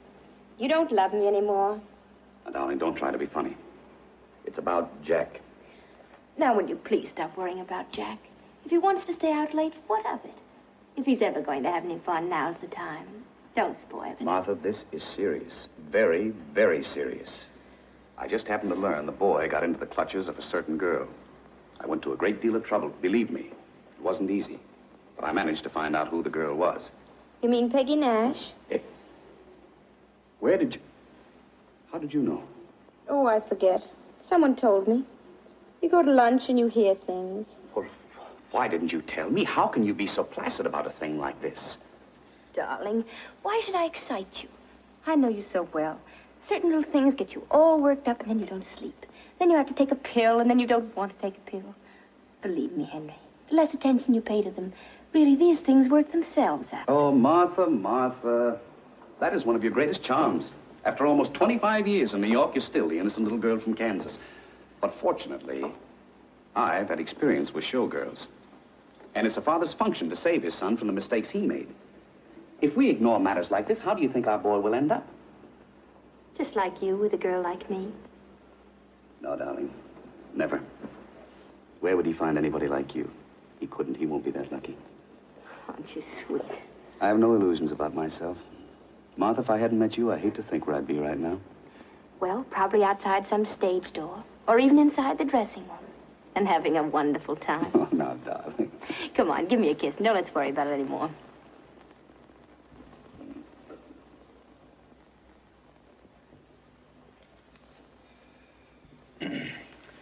Martha, I just want to get your viewpoint. You think it would be a bad idea, just to be safe, if I looked up this girl and, And what? well, maybe just to avoid complications, ask her to leave the boy alone. And if necessary, buy her off? Now, Henry, don't even consider anything as foolish as that. All right, all right, all right. It's just a thought. you want me to, I'll drop it. Good. How much did you pay the girl? What do you mean? Don't I know my Henry and his innocent eyes? I beg your pardon, sir, but you told me to let you know when Mr. Jack arrived, sir. He's just come in, sir. Thank you. You see, he's home early for the first time in weeks, and I'll tell you why. He went to the theater as usual, and she gave him his walking papers. And the poor boy is probably all upset. I hope he is. And Martha, don't you baby him. Don't you spoil what I've done. Hello. Hello, sir. Hello, Mother. Hello, Father. How are you, Jack? Fine. You, look a little depressed. Well, me? Well, I never felt better in all my life. Besides that, I could use $100. $100? What for? Well, I want to throw a little party tonight. Take someone out. Oh, I see. Tell me, whom are you going around with these days, Jack? Now, Martha, that's Jack's personal life, and we shouldn't pry into it. Here you are, Jack. There's your $100. Thanks, Father. Have a good time. Thanks. And I'm not interested in whom you're taking out. I'm sure she's all right. Anyway, it's none of our business whether you're taking out Mary Jones, Helen Smith, Mitzi Glutz, or Peggy Nash. Peggy Nash? Father, what is this? Are you trailing me? Where'd you hear that name? I don't know. Martha, where did we hear that name? I don't know, and don't ask me. Well, one has friends, and, yes, and one goes to lunch. Tell me, isn't she a Follies girl famous for coming down a staircase? Well, now, look, we're all grown up, aren't we? Why, certainly. Well, I had a crush on her. Ah, and why not? Why shouldn't he? I don't know, and don't ask me. I understand she's a very attractive girl. Oh, she is. And I took her pretty seriously. Oh, you did, huh? Yes, very. And then after a little time... Yes? I got tired of her. Oh, you did, huh? So then I faced the problem of how to get rid of her. You know, things like that aren't easy. I should say not. Don't ask me. I didn't ask you. I merely made a statement. Go on, Jack. But after all, what could she do to me? I hadn't promised her anything. You hadn't? I should say not. I wasn't the first romance in her life. You know, I'm no baby. But nevertheless, you went there expecting a lot of trouble, didn't you? Yes. But to my surprise, she was so big about the whole thing and let me off so easily. Oh, she did, huh? Well, isn't that fortunate? Yes. You know, she was so wonderful about the whole thing that I almost fell in love with her again. Oh. Oh, but it's all over now, and I'm glad of it. And so am I. And so am I. As a matter of fact, I never was happier in my life. And while we're on the subject, Jack, I think you're getting to the age where you should start to look around for a really nice girl. Oh, I don't have to look around. I've met her already. Oh, you have? A wonderful girl. The most wonderful girl I ever met in my life. Really? Well, isn't that nice? Tell me, who is the young lady? Is she someone I might know? A New York girl, perhaps? Oh, no, she comes from Philadelphia. Oh, from Philadelphia. Somehow Philadelphia always sounds right, doesn't it, Martha? Yes, it does. Tell us who she is. Yes, tell us. Well, have you been to Earl Carroll's Vanities? You mean this girl comes down a staircase, too? Oh, I should say not this girl. This one slides down the banister, falls right in the orchestra, and lands bang, right on the big drum. Oh, you'll be crazy about her. Well, see you tomorrow. I have to run along.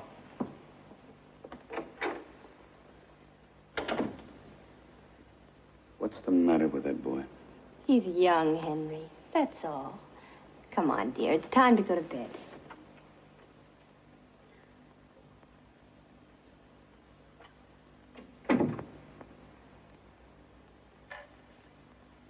Martha, I want to ask you something, and don't spare my feelings. Be absolutely frank. I always am. If you didn't know me, and you saw me for the first time on the street or in a restaurant, Martha, do you think I'm getting a little heavy? Don't let that worry you. As a matter of fact, I like it. Let me tell you something. Nearly 15 years ago, when you and Grandfather brought me back from Kansas, I still didn't feel that you really belonged to me, and only to me. I can't put my finger on anything definite, but still, whenever I wasn't with you, I was always a little uncertain and nervous about my little Casanova. And then, one day, I noticed that you began to have a little, well, just a little tummy. Then I knew I was safe. From that moment on, I knew that you were really mine, that you'd settle down.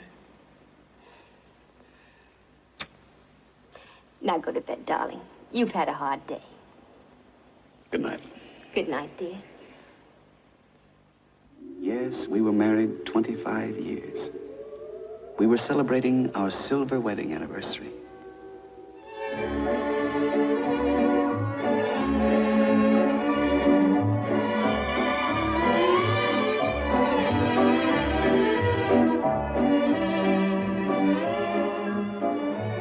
Have you seen Mrs. Van Cleve? No, sir. I've been in the kitchen. Jack, is your mother upstairs? No, I haven't seen her.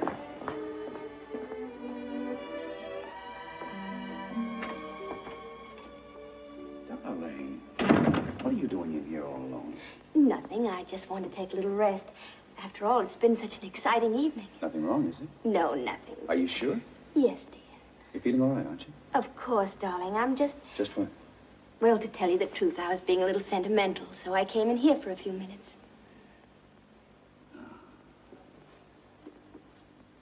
Yes. This is where it all started. 25 years ago. I was standing over there by that desk. No, you were sitting in the chair. Yes, you're right. And then you came in and you stood by the desk. Then suddenly you started walking toward me. Very slowly, very slowly. I could count every step. Oh, you were such a frightened little girl, and the closer I came, the more frightened you were. Darling, I want to make a confession. After all, we've been married 25 years. What is it? I wasn't frightened at all. You weren't? Not at all.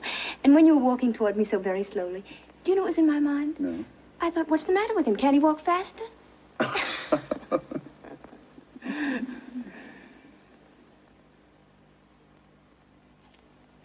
And then I ran out into the hall. But you came back? Only because I had to sneeze. Mm-hmm. I beg your pardon, madam. You're wanted on the telephone. Oh.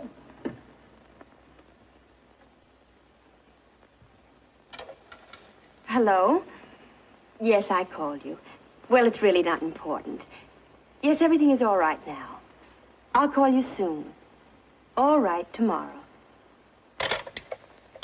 Who was that? Oh, nothing special. Let's go back to our guest, shall we? Darling, who was that on the phone? I'll tell you all about it some other time. Why not now? Sweetheart, our guests will be wondering where we are. Now, Martha, who was that? All right, I'll tell you. It's another confession. My lover. I don't think that's funny at all. Are you jealous? Oh, don't be silly, Martha. But why can't you tell your husband whom you talk to over the telephone? Besides, I wouldn't have brought it up right now, but just the same, for the past several weeks you've been going out in the afternoons, and you've always managed to avoid telling me where you were. You are jealous. Henry, at last, after 25 years. Thank you, darling. Martha, whom did you talk to? Darling, don't be a baby. What dashing young cavalier would be pursuing me? Plenty. You're still very attractive, and you know it. Henry, I don't think you realize how sweet you're being at this moment. No husband could have said anything lovelier to his wife on their 25th anniversary. Imagine if 25 years ago I hadn't sneezed. I wouldn't be the happiest woman in the world right now. Are you? Yes, Henry.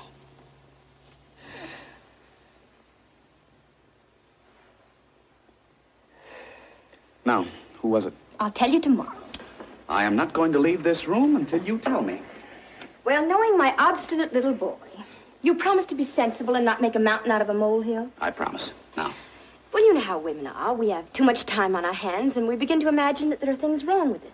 And I'm no exception, so I've been going to a doctor, that's all. Darling, I feel like a fool. Now, I have a confession I must make to you. I really was jealous.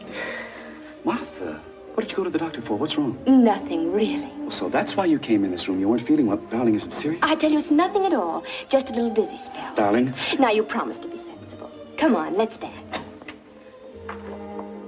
Martha, what did the doctors say? Listen, dear, if I take 5 drops 3 times a day, and if you don't worry about me too much, we'll both live to celebrate our golden anniversary. Now, come on, let's dance.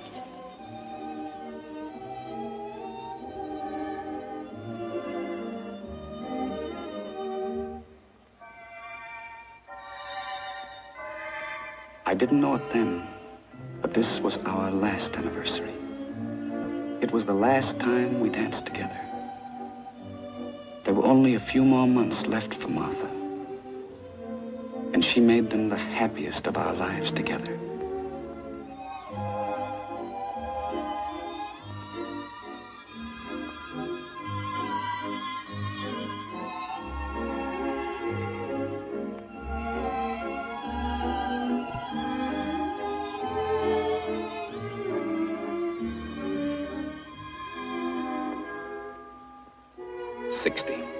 Yes, I was 60. Jack insisted on celebrating. And here are my relatives who came to make this birthday an occasion of riotous gaiety. Cousin William, 73. Aunt Minnie, who admitted to 81. The total age of this scintillating assemblage was over 1,400 years. I believe Jack gave this party on purpose to remind me that I was contributing 60 years to that 1,400.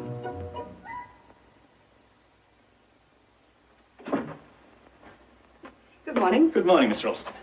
Is Mr. Van Cleve down yet? He's having his breakfast. Thank you. Good morning, Mr. Van Cleve. Good morning, Miss Ralston. Sorry to get you up so early, but I want these two letters to leave on the 9:30 plane. Yes, Mr. Van Cleve. And when you get back to the office, will you please see that I get a complete domestic report from every department before noon, because I may go to Chicago. Very well. Now, there's just one little thing. It's, well, a letter came in from your father addressed to the board of directors, and... Is he trying to go over my head again? I'm sure he didn't mean it that way. What does he want? We live together in the same house, and then he writes letters to the board of directors. What's the old gentleman trying to put over this time? He wants the board of directors to vote him a bonus. A bonus? He talked to me yesterday, confidentially. In case that bonus doesn't go through, he wanted me to persuade you to give him at least an advance on his monthly check. He shouldn't go to you, Miss Ralston. Oh, but... Well, I'm going to give him a lesson.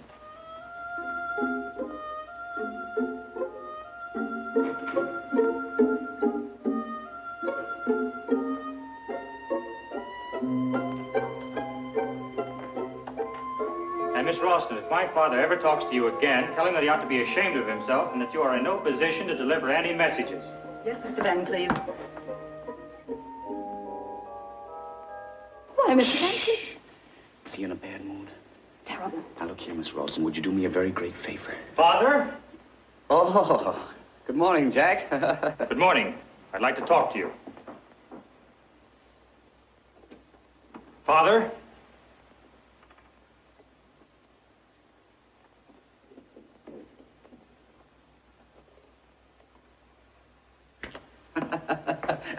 I heard a very funny story. You'll love it. It'll start your day off with a laugh.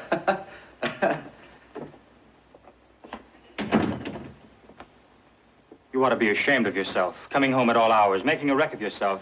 How much longer do you think you can keep this up? Please, Jack, don't scold me. Someday you're going to collapse. Do I look that bad? You look like a ghost. I know you're right, Jack. I know I should change my way of living, but my boy, put yourself in my position. I'm lonesome. You're always away somewhere on business. And being alone in this big house night after night, you don't know what it's like. Neither do you, because you're never at home. But I can imagine what it's like. And, Jack, it's horrible. Now, my boy, I want to talk to you. I'm not fooling myself. I'm not getting any younger. I think the time has come for me to change my way of living. You know, Jack, when a man gets to be 60, the blood doesn't flow as fast anymore. Instead of a wild mountain stream, it becomes a quiet little brook. The other day, when I was sitting here all alone, you know what I felt like doing? What? I felt like I wanted to sit in a nice, comfortable chair and read and read and read. Well, why didn't you? You know, the library's full of books, and I'm sure you haven't read one of them. Jack, the eyes can't take it anymore. Why don't you go to an oculist? Yes, that might do, yes, that might do. But, on the other hand, what do you think of the idea of having, well, some kind of reader? You know, someone with a pleasant voice, nice diction. I know just what you want.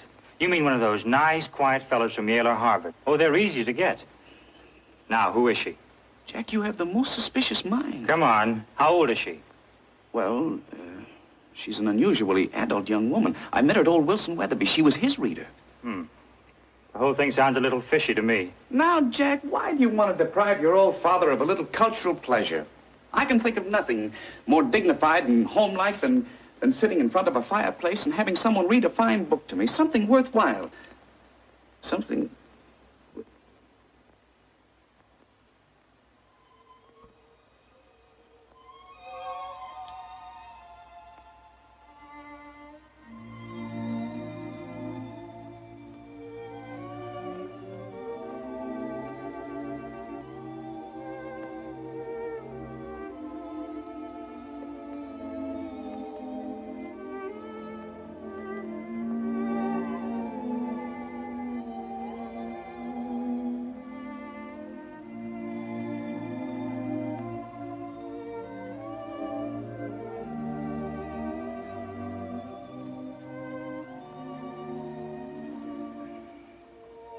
Father, her last thought was that you should be happy.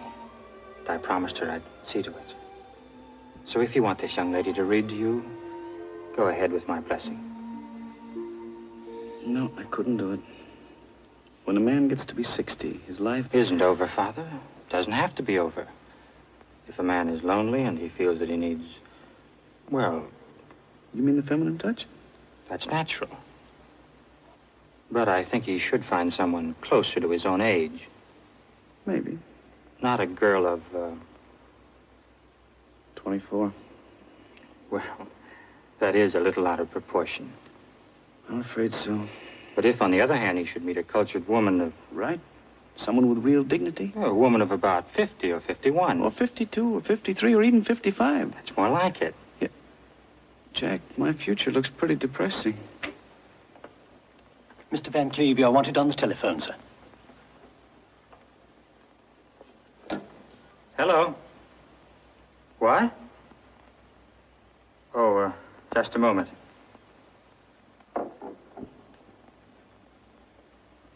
It's for you, Poochie.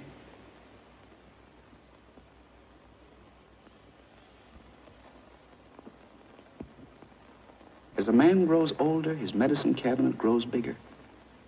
This is me at 70.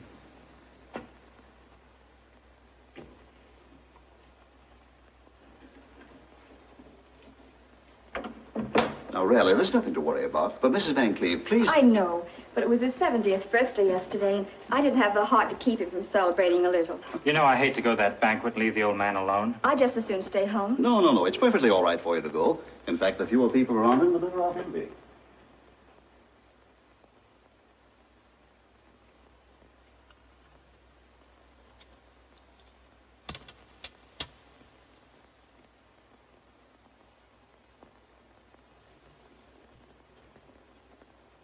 Now, Mr. Van Cleve, I'm sorry to wake you up, but it has to be done. Yeah, if I could just see the people say that. Now, open your mouth, please. Oh, go away, and leave me alone. Oh.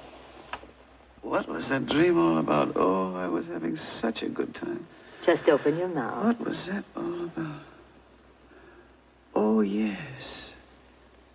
The door opened, and a man stepped out of a rowboat. He said, Henry, I've come to take you on a trip from which you'll never come back.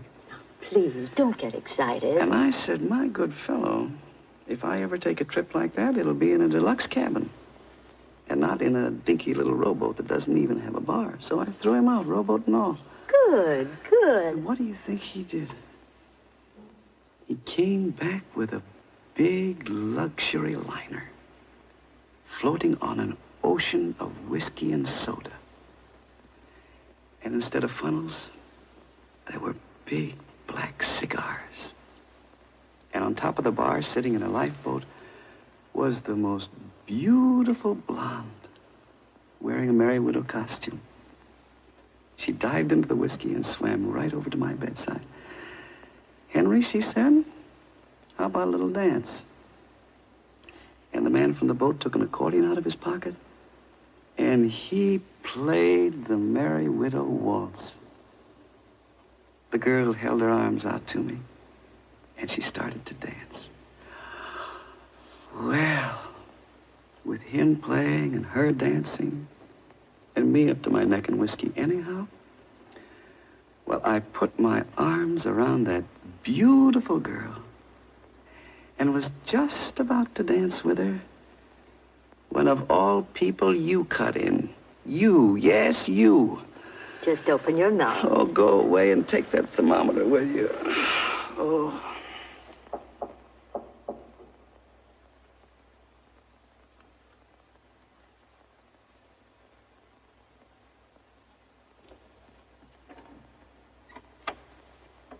The night nurse has just arrived. All right.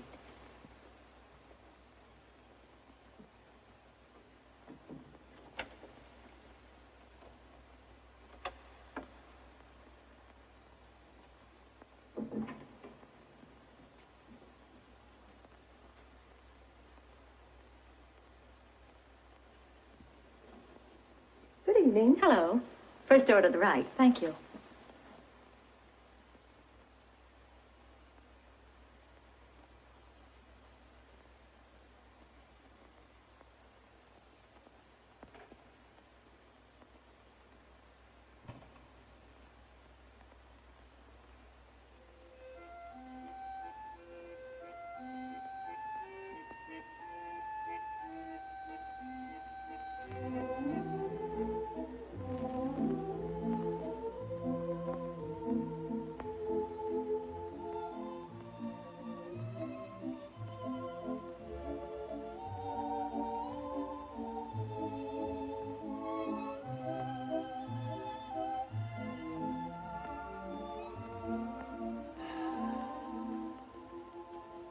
I'd fallen asleep, and suddenly I was awakened by a caressing touch on my forehead.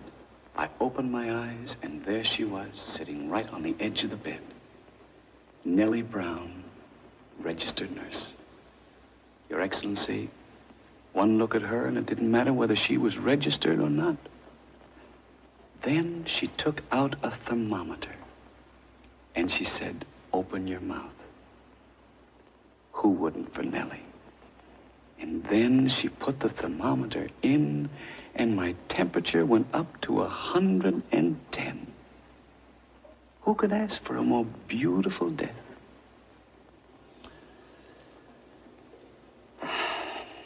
Your Excellency, that's the story of my life. And I'd be grateful if you'd push the button and have it over with. No.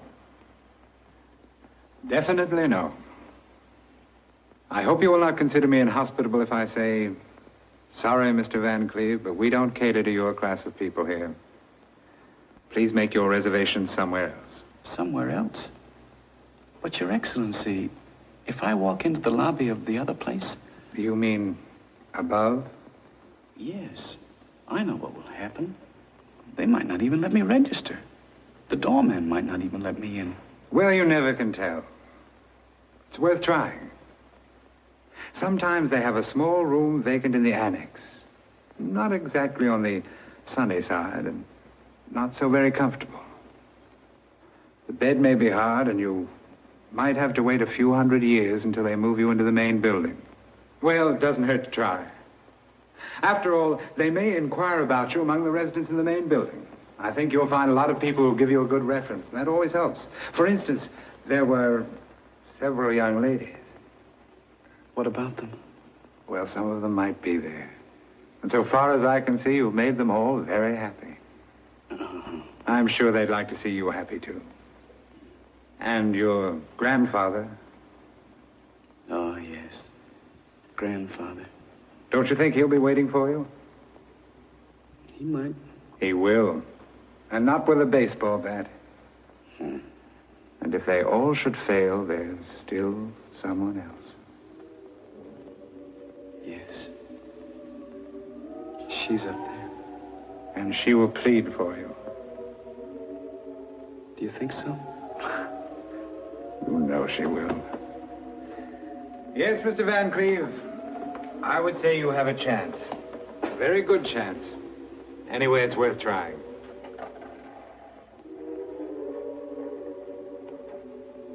Goodbye. Goodbye, Your Excellency. And thank you. Good luck. I'll need it.